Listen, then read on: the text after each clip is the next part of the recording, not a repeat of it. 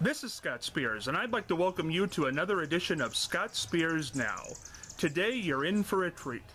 Our guest, a legendary comedian, one of a kind, the Professor Irwin Corey. He was blacklisted in the 1950s. He ran for president on the Playboy ticket in 1960. He's worked with Jackie Gleason, Steve Allen, all the greats, Phil Silvers, and this coming July he will turn 99 years old. He's heavily involved in politics, he's heavily involved in comedy, and as you will see in our interview from his home in Manhattan, he is still funny, he is still active, he is still an activist, he is still the world's foremost authority, the legendary Professor Irwin Corey. You're going to like this a lot. Professor, take it away. This is Scott Spears, and today I'm joined by a legendary stand-up comedian who has worked with Jackie Gleason, the Smothers Brothers, Steve Allen, and many others. Along the way, he was blacklisted in the 1950s and campaigned for President of the United States on the Playboy ticket in 1960. He will turn 99 years old on July the 29th. Can you believe that? He is the world's foremost authority, Professor Irwin Corey. Professor, it is such a pleasure to see you. How are you doing? Doing fine now. Just got out of the hospital about 2 weeks ago. Is that right? Yeah. Is everything okay? Everything is okay now. Good. Good. At 99 years old, that's bound to happen from time to time. Well, I have completed 99 years. I'm going on my 100th year, July 30th. And looking great as you do it. Professor, I want to go back 100 years. Tell me what your childhood was like. Well, it was like a dream. I was brought up in a Brooklyn Hebrew Orphan Asylum in 1915. I was 1 year old, and I was at the infant home in the Bronx on Kingswood Road, which is still there. It's now a home for old age Hebrews. Professor, would you consider that a rough childhood? Well, I wouldn't say it was rough. When I was a child, I didn't know what was good or what was bad. Very few people know what they lived through while they were children. They didn't know whether it was good or bad because they didn't understand what the world was all about. When you look back on it now, Professor, now that time has passed by, do you say that, hey, that must have been a rough childhood? I would say it was an unfortunate childhood. I had no appreciation, or whether I was not in a family, what you would call a family now. My mother and father were separated. My mother was very ill, and she put us in the orphan home. There were 6 of us. I had 2 brothers and 3 sisters.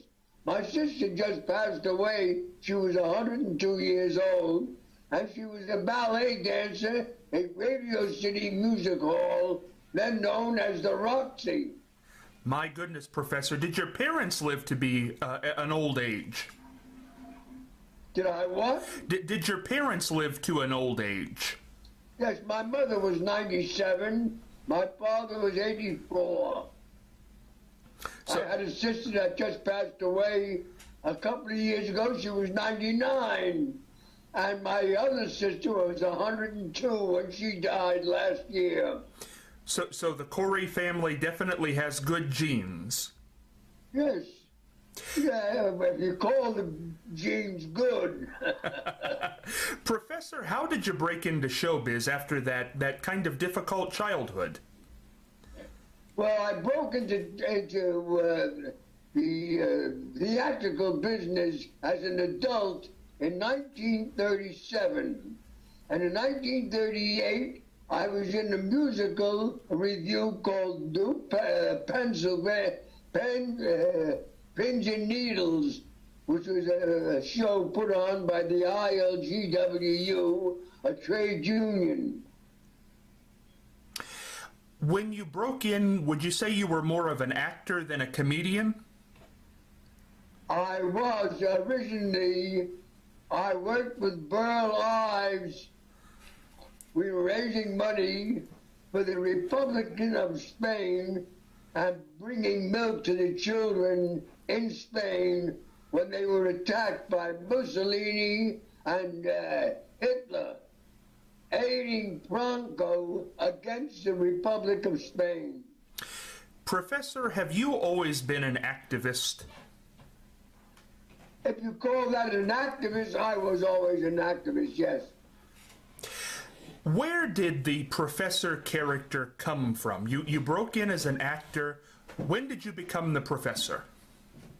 I became the president of the world's foremost authority back in 1944. 42. But in 1942, October 20th, I opened at the Village Vanguard. And which is a nightclub, the oldest nightclub in the world, to say. Where did that character come from? I don't know whether it came from Robert Benchley or whether it was just an accident. People never really, consciously accept the character that they develop. It develops by itself. Where did the outfits come from? We see a little bit of it today with the string tie and the jacket, but you had the tennis shoes and the hair straight up in the air. Where did that come from, that idea? That was an accident. Everything that people do are accidental. They never plan. You cannot plan anything. Everything happens by accident or happens in the course of people's living their lives without knowing that they are building a character. So just over time, you picked up these things? Well, my costume really was a metamorphosis, so to speak. I used to wear a slip over. My jacket was full of medals. I wore a scarf around my neck. And when it got too hot, I discarded that. I finally discarded all the things, and what is left is what you see. Yeah. Charlie Chaplin did not plan wearing a tight coat and baggy pants. I wore a loose jacket and straight pants. Well, it's worked well for you, Professor, and I can't go past this character without asking you the question that I know the Professor loves to answer. Why? One of your famous spiels on the word why. Why? People would ask me a question like, why is the sky blue? And I would answer, that's a two-part question. First you ask why. Why have been plaguing man since time immemorial. Statesmen, philosophers, educators, teachers, scientists have always been asking the ultimate why. And I always say, in this brief time allocated me, it would be impossible for me to answer that part of the question. Why is the sky blue? I would say yes. Professor, where does that come from? You must have been a poet at some point in your life. Where do those spiels come from? Well, that was accidental. People never know how their sentence would end when they start to talk. You never know the end until it happens. How are you still able to remember that? People at 90 years old say they're good if they can remember their name. How do you remember that stuff?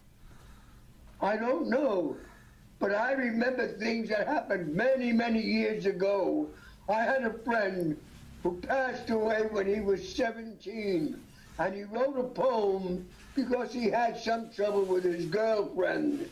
And the poem visited my wife when she passed away. And I remember it, I don't know how, but it went like this.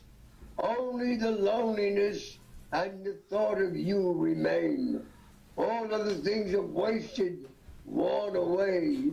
The sights and sounds, once vivid, are dissolved into a blended background, somber gray, against which stand its biting sharp and clear by ardent love and memory's deep pain, the mind's created image of yourself that will with solitude alone remain.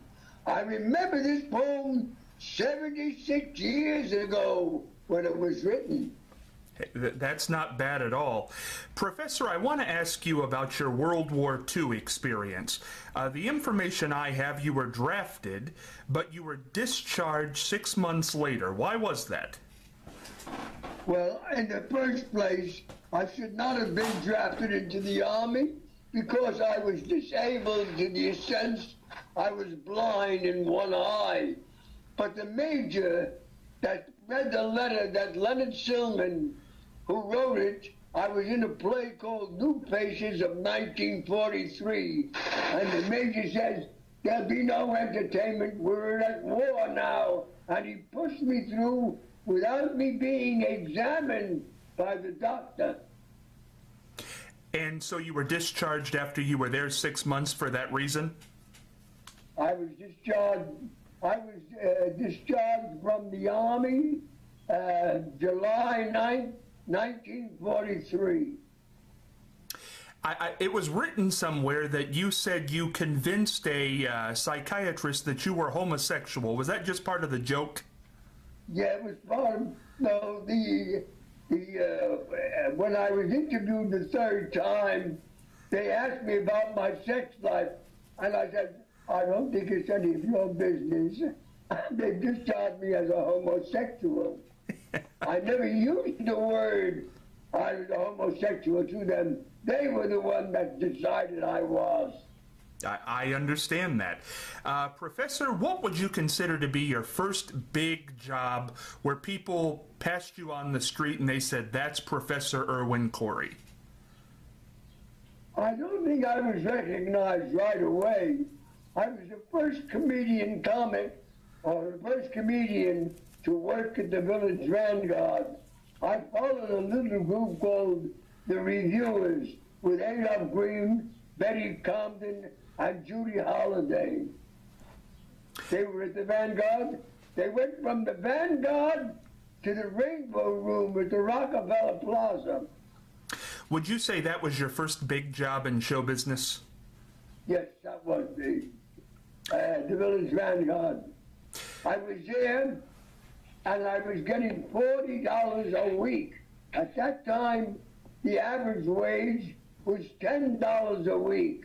They were getting 25 cents an hour, and when Roosevelt became president, he cut their wages from $12 a week to $10 by declaring a 40-hour week instead of a 48-hour week. Professor, tell me about being blacklisted in the 1950s. Why were you blacklisted? I was blacklisted because the Foner brothers were quitting college. They refused to sign an oath about the Rap Cordair Committee. And I was raising money. I was working at the village. I was working at that time, 1947, at the Copacabana in New York. And I was advertised in the Daily Worker by telling them that I was entertaining to raise money for their defense. How did that change your life, being blacklisted? I don't think it changed my life. I think my life was going the way it was without there having any effect on me. I was always thinking, if I was ever brought before the House Un-American Activities Committee, they would ask me a question. And the question was, do you swear to tell the truth, the whole truth, and nothing but the truth? And my reply to that question was, sir,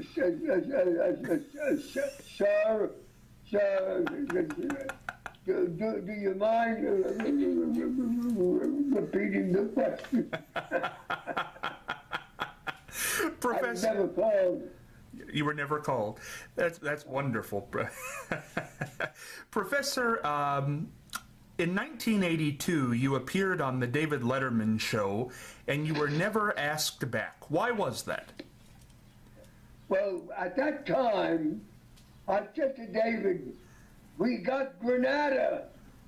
Grand Fenwick is next. Grand Fenwick was a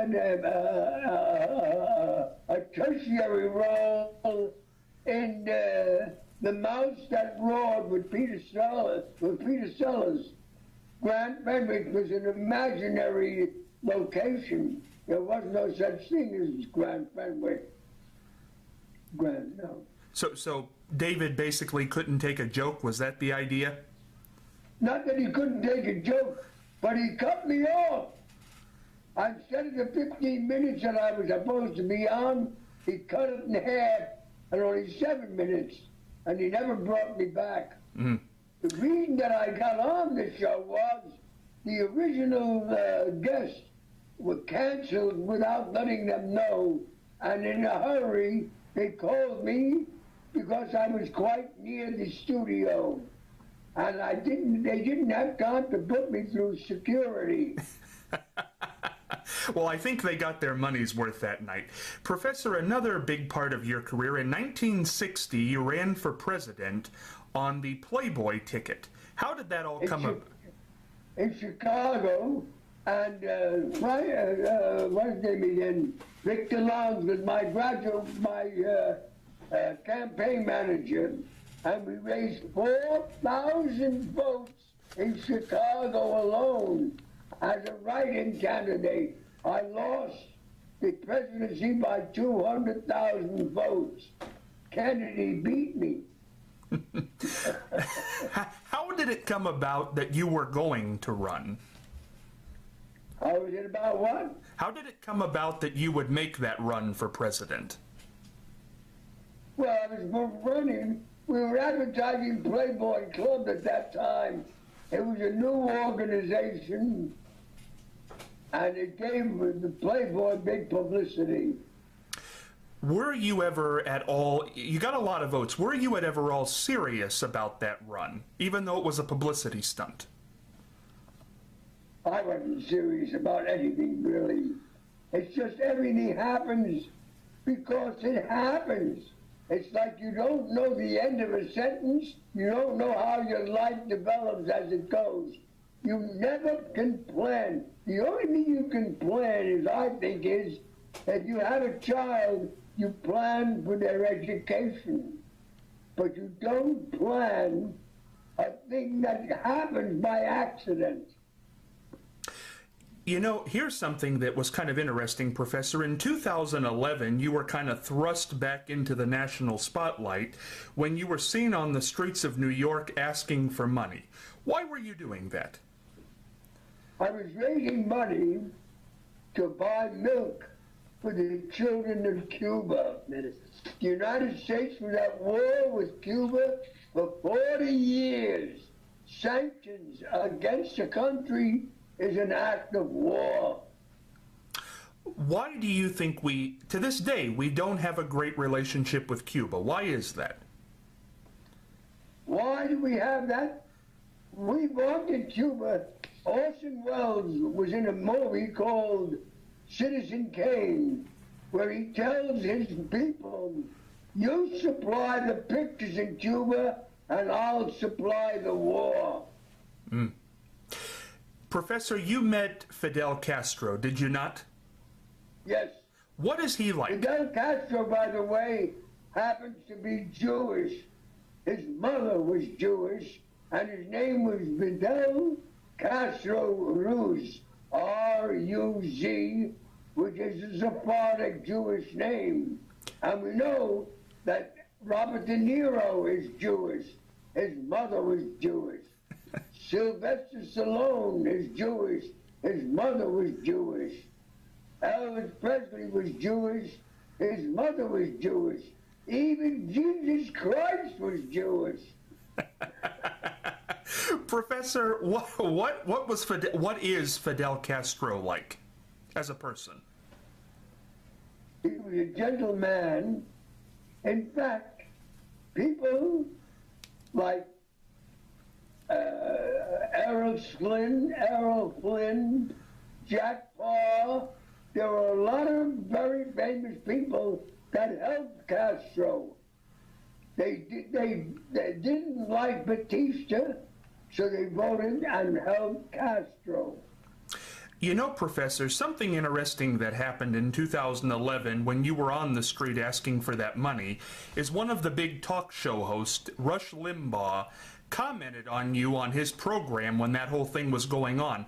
And I want you to give me a second here. I'm going to read the Rush Limbaugh said on his show. I found out over the weekend that one of my all-time favorite comedians is not just a leftist, he's a communist. Professor Irwin Corey, he lives in Manhattan. He has a shtick now.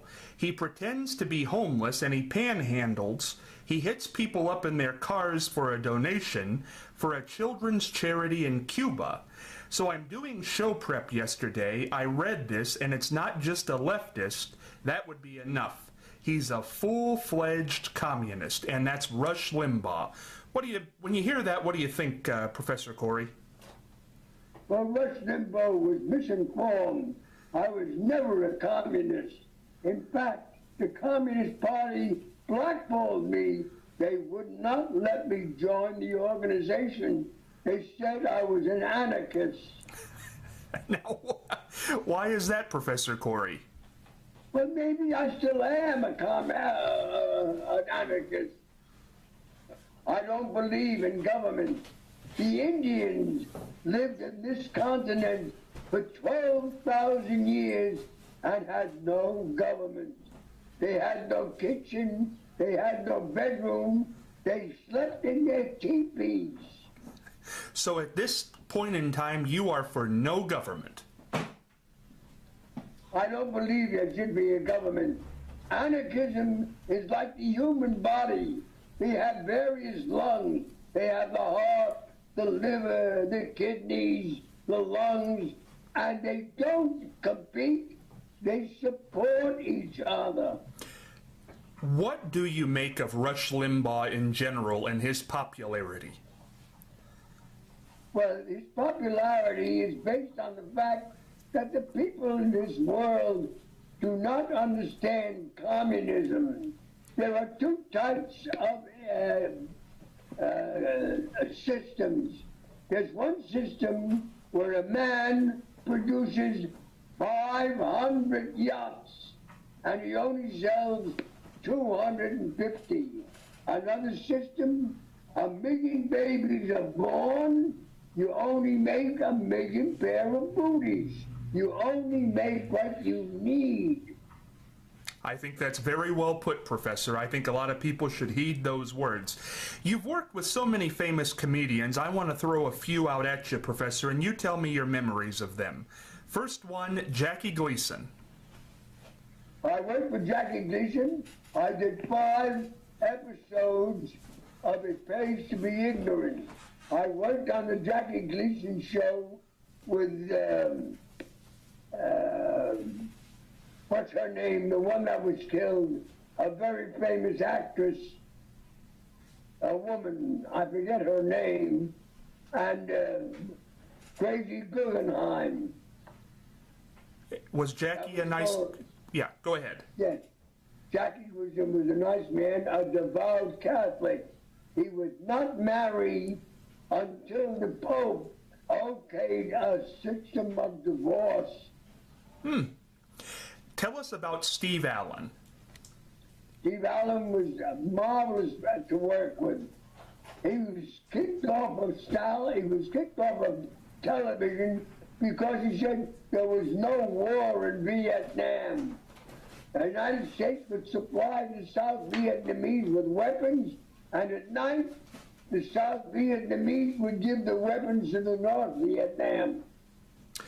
Tell me your memories of the man who got you in the presidential election, Hugh Hefner.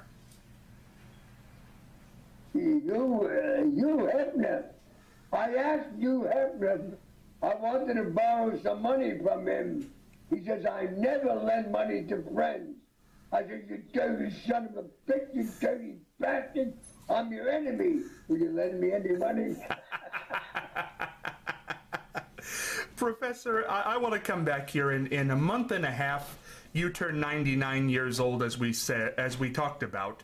What's the secret to getting to be 99? I am 99. Oh. I will have completed my 99th year by July 29th of this year. And I will start my 100th year, if I do live that long, on July 30th. When you start your 100th year, what is the secret? Most people don't make it that far. Well, I think the romantic part of love. George Burns once said, a man who is 99 years old having sex is like playing pool with a rope. Now, Professor, are you still active? Do you still have a romance? Do you have a love life? Well, my wife passed away 2 years ago, and I'm all alone in my house. The only comfort I have is in my grandson, who comes and lives here in my house, and a few friends come visit me. Do you still perform at this age? If I'm called, I do, yes. I just recently performed at a restaurant on 78th Street in New York, and they gave me a gift certificate of $250. Professor, at this age, when you get up and perform, what is the act like? What's it about? It's my routines that I've been doing for 70 years.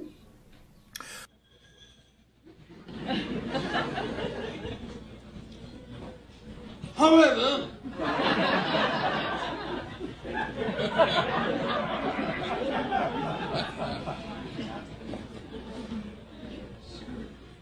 we all know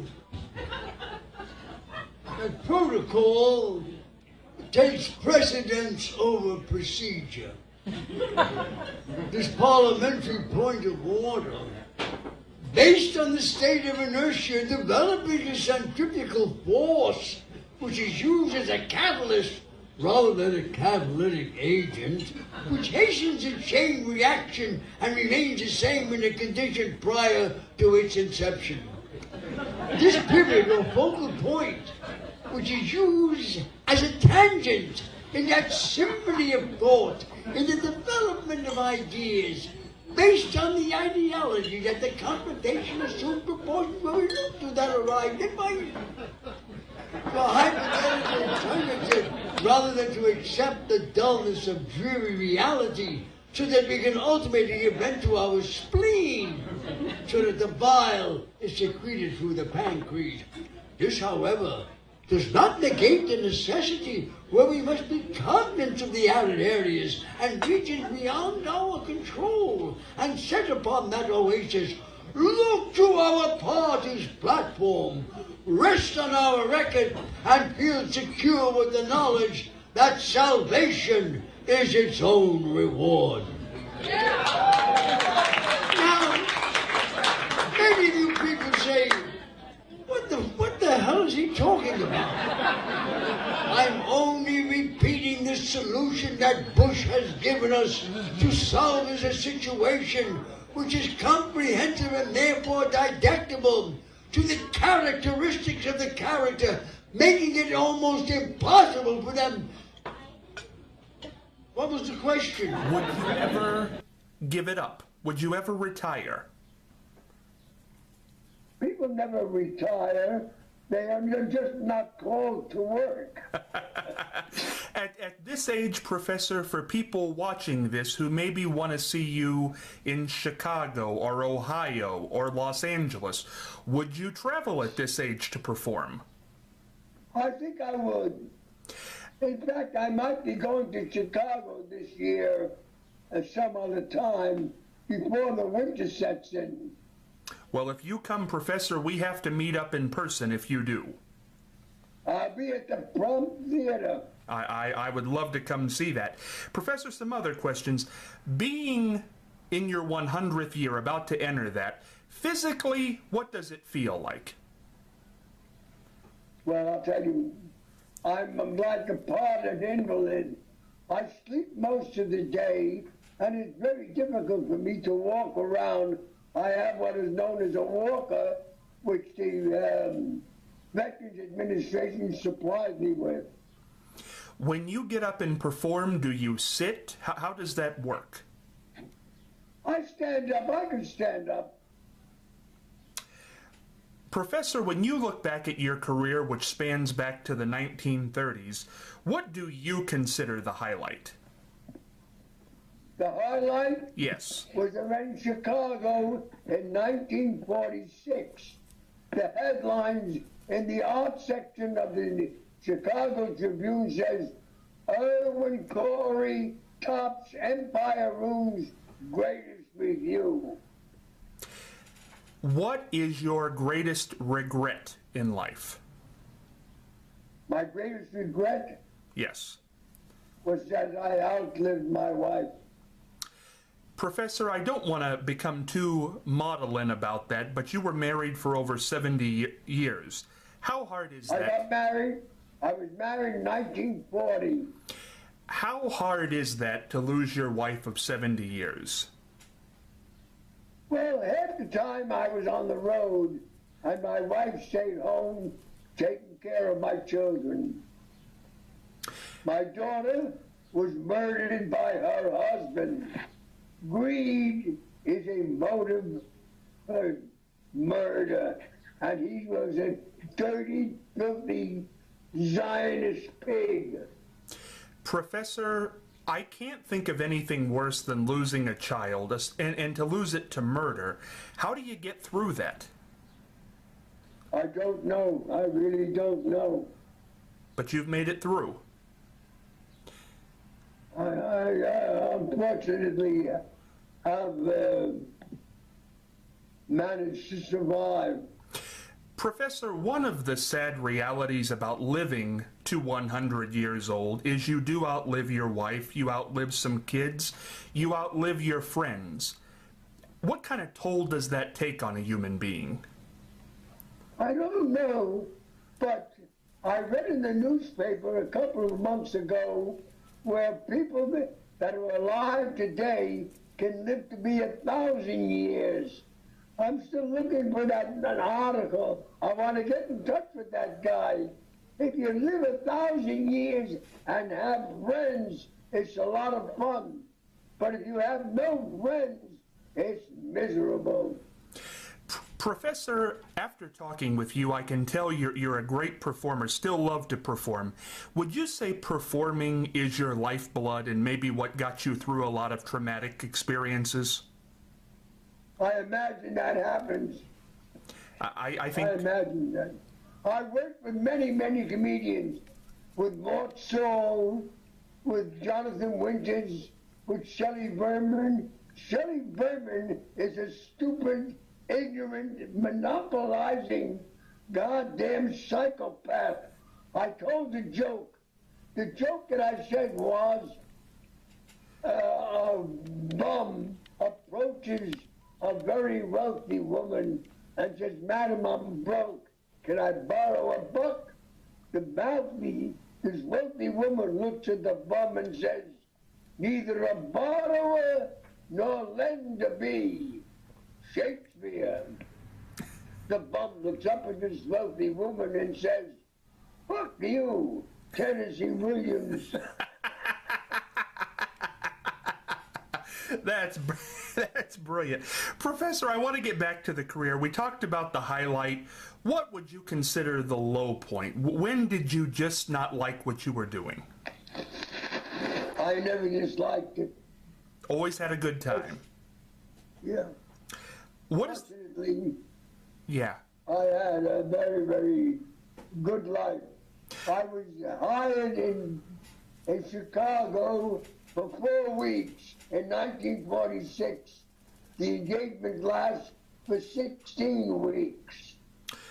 Professor, is there anything at your age right now that you still want to do that you have not done? Yes, there are a lot of mistakes I made. I was in a play called Mrs. McThing to work at the Palladium. What I should have done was take a leave of absence, so when I got through with the Palladium, I would go back to my job. I didn't realize I could do that. At this age, would you like to play the London Palladium? Would you like to be in a play? I was in a play called Sly Fox, and I got all reviews. Some of the reviews I got said I tore the house down.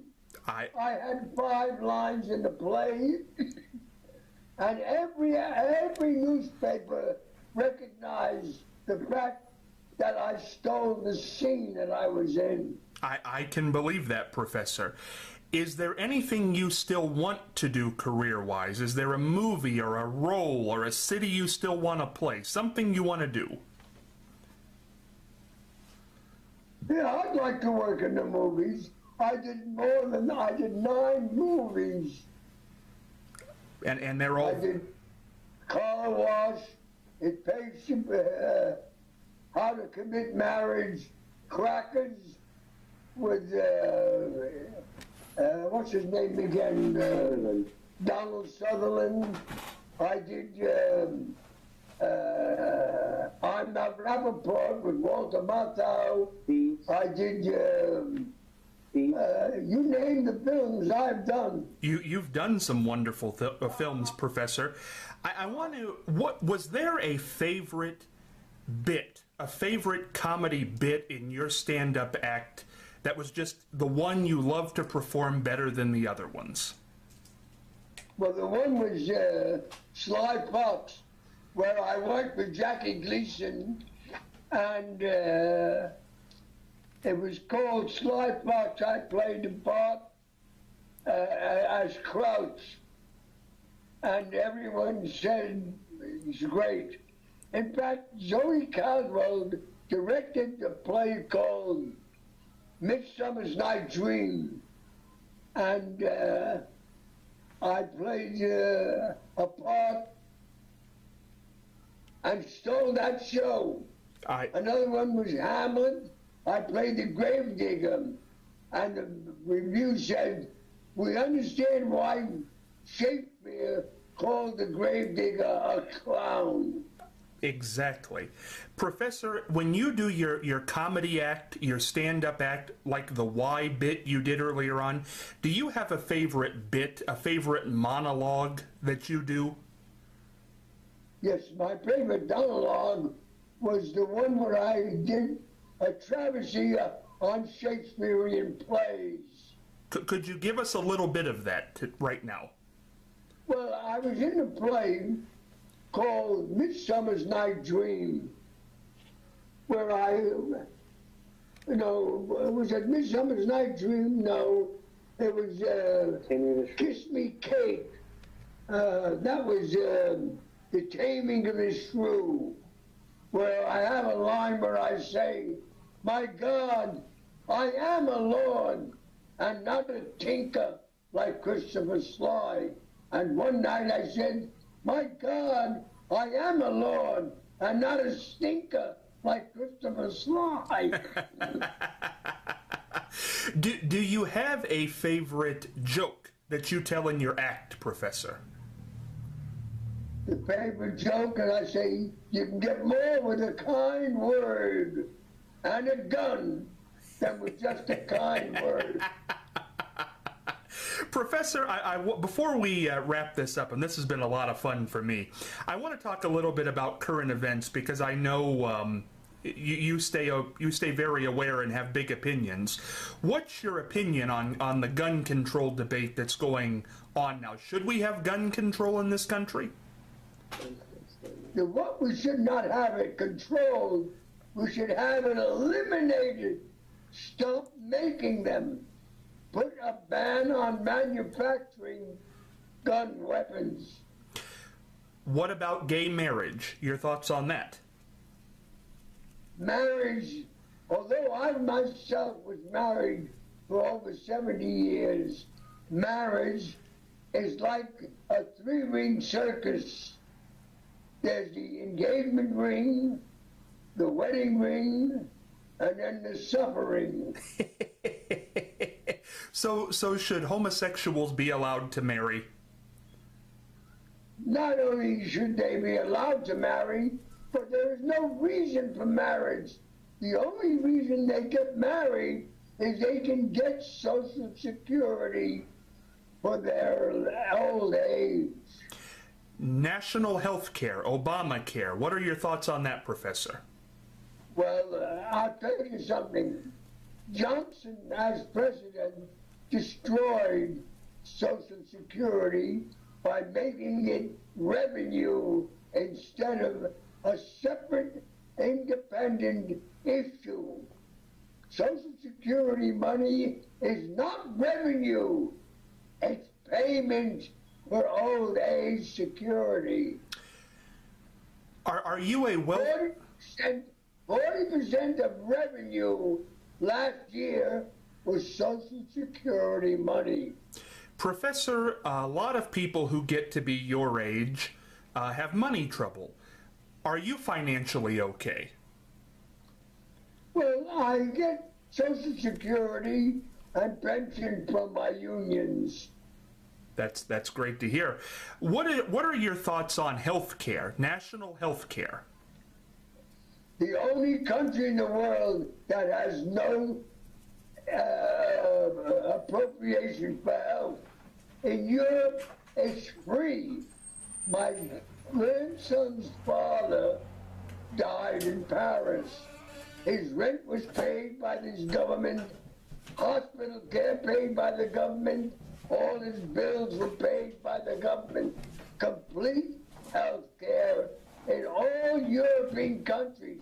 The only country that has no health plan is the United States of America.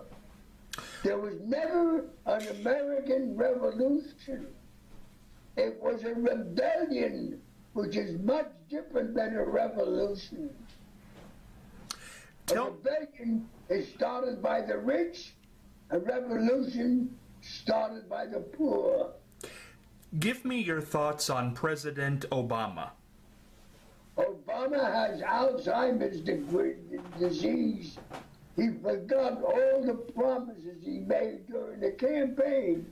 The last part of the current events I want to talk about, you have endorsed somebody for mayor of New York City for 2013, Randy Critico. Why have you endorsed him? Well, Randy Critico is a revolutionary. He understands what's happening. He believes that the government should supply jobs for the thousands of people that are out of work. They can build hospitals. They can build homes for the poor. You know, New York government spent $1.6 billion to build the Yankee Stadium and to build the Mets program, TI magazine. Professor, instead of putting money into private enterprise, they could put $1.6 billion by building homes, by giving free medical care. You can close the military and keep the medical section of the army alive for the poor people to get free medical care. Distinct honor and pleasure to welcome to the program the world's foremost authority. Gentlemen, the world's foremost authority, Professor Irwin.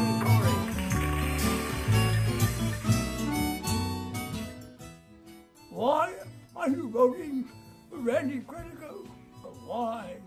I've been plaguing man since time immemorial. It would be ludicrous on my part to delve into the ultimate why. You, the people of New York, deserve a much better service. I've known Randy Credico for many, many years. A man with integrity, honesty, and principle. A man who knows the ropes. Vote for him, as I am going to vote many times, I hope. So long, fellas. See you later. At City Hall with Randy.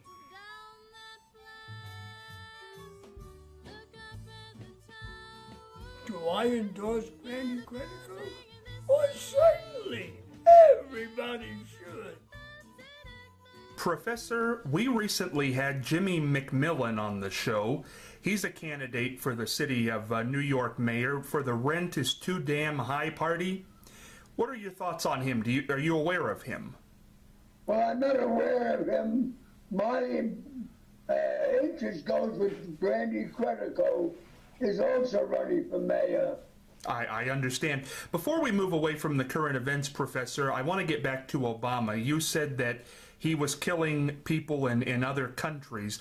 People feel he's pulled people out of those wars. How is he killing people in those other countries? He wants to have a war with Iran now. And he is sending more soldiers into Afghanistan. Professor, before we wrap this interview up, I want to ask this.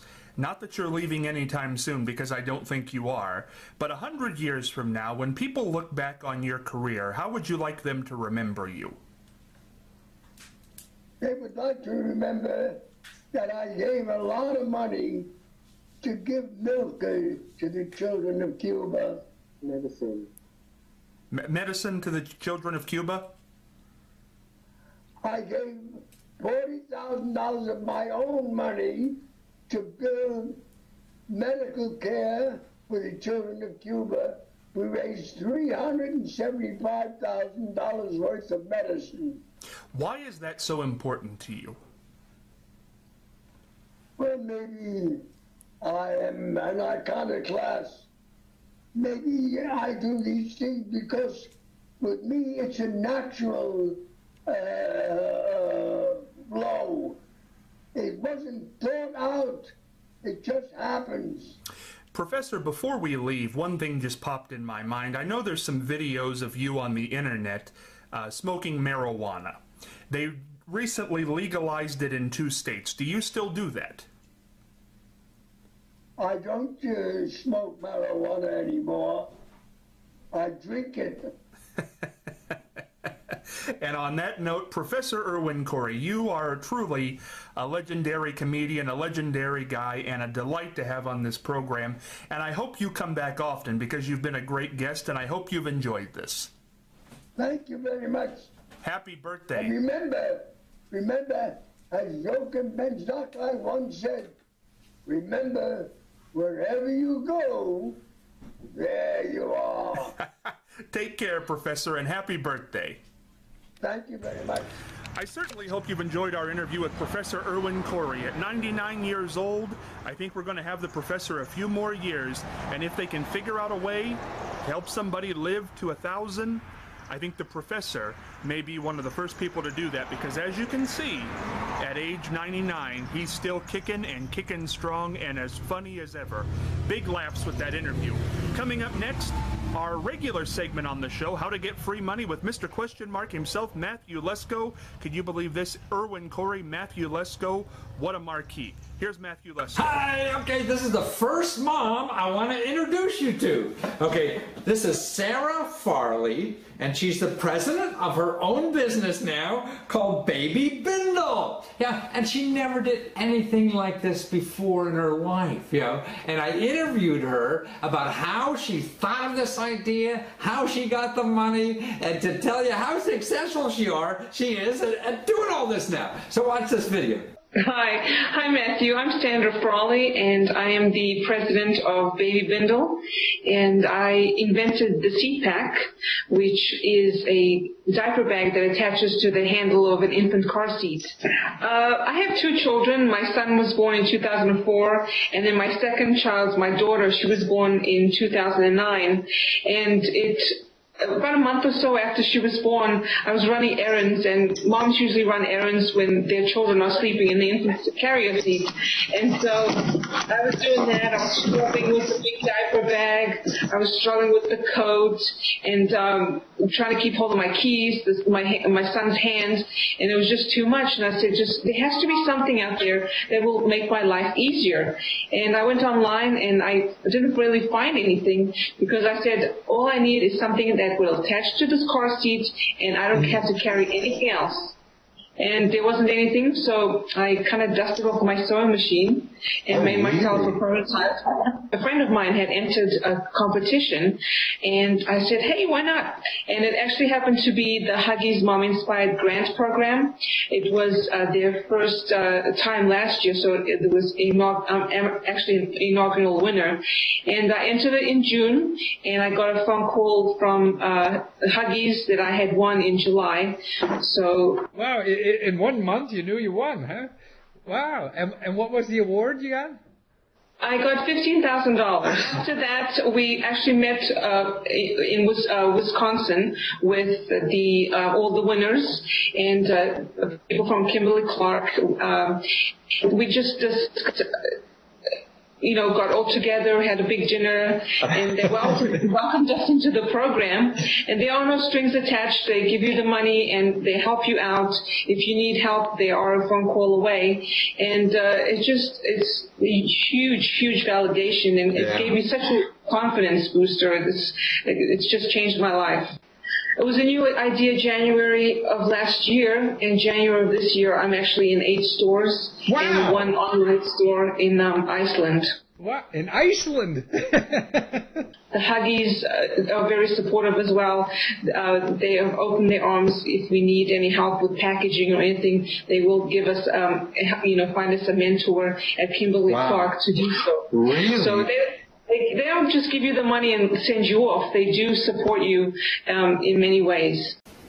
See, isn't that cool? I mean, she never was an entrepreneur before. She never applied for money anywhere before like this, and just had the courage to do it. And she got the money. I mean, you have to play to win, and that's the important thing. Take a look at what her baby bindle looks like.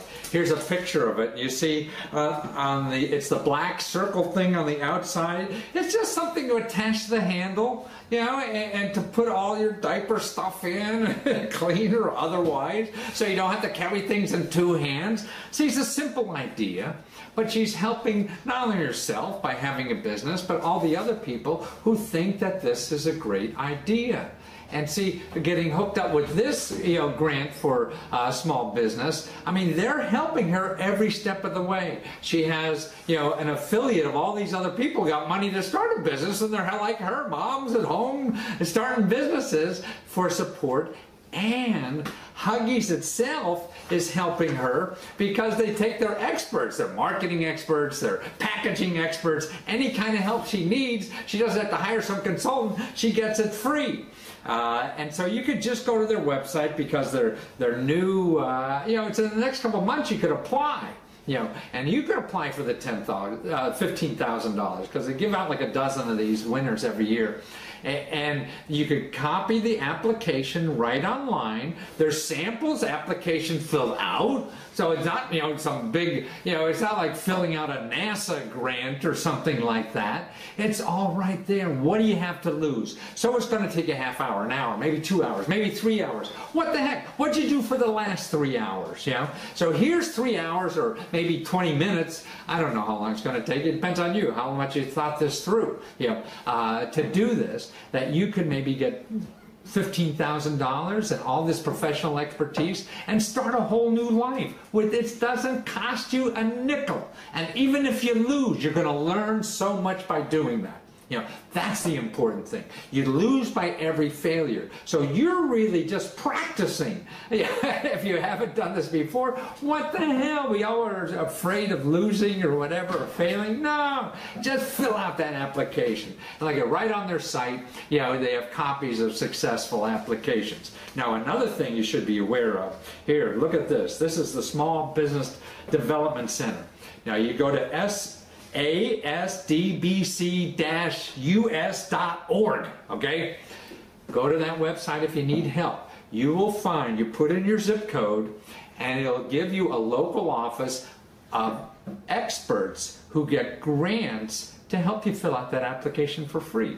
So if you have problems and Huggies isn't helping you enough fill out that application, you go to that website, you know, and you could find somebody in your area. This will be somebody like a local community college or something that's getting a grant to help you with that application. Or any other problem you have. Maybe if you have to know something about finance and you don't know how to spell finance, they'll do that for free for you also. See, that's right. To me, what I'm trying to do is show people, no matter what hurdle you have in life to do anything, there's somebody there for free to help you. But they're not advertising, so you don't know about it. And you're going to go Google like advertising help or marketing help or, you know, financial help, and somebody's going to sell you something. Now, here are sources. You know where to apply for that $15,000. You know where to get free help. You know where to get a copy of a successful application because they have them right on Huggy's site. And also, I show you that website or where to get, you know, some expert locally to help you for free. So you have nothing to complain about and you have no excuses. So do it. And if you're not a woman and you're not a mom or whatever, find one. Help her fill it out. She needs the money and she needs the help. I certainly hope you've enjoyed this episode of Scott Spears Now. As I said, Matthew Lesko, Professor Irwin Corey, a guy who dresses in question mark outfit, and the world's foremost authority. What more could you ask for than this? I have had a lot of fun, and I hope you have too. Remember to catch us on the internet by going to Facebook and searching Scott Spears Now, clicking like, or email me, osukid2006@aol.com. As the sun goes down on me, the sun goes down on this episode of Scott Spears Now. So it's time for me to say, this is Scott Spears heading for the dugout.